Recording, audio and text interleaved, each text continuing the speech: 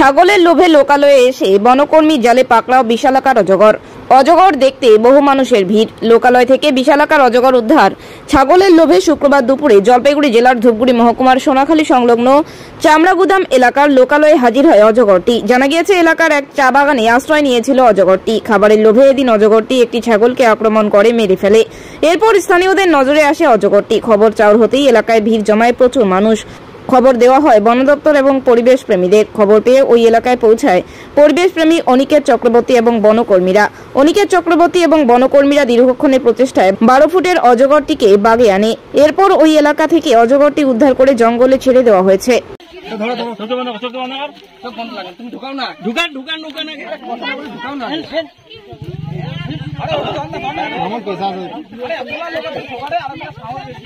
अरे माथा ढुकाओ ले ढुकबे ना माथा ढुकाओ आगे ले ढुकबे ना ढुकबे ना माथा ढुकबे ना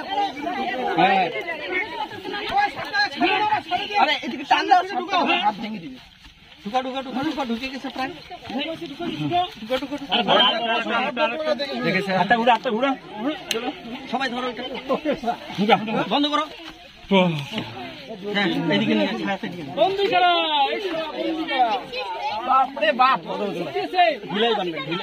ধূপগুড়ি সোনাখালী চামড়াগুদাম এলাকা থেকে আমাদের কাছে একটি কল আসে যে ওখানে একটি বড় অজগর বেরিয়েছে। তো খবর পাওয়া মাত্র আমাদের টিমের সদস্য আমরা যারা আছি আমরা সেখানে ছুটে যাই।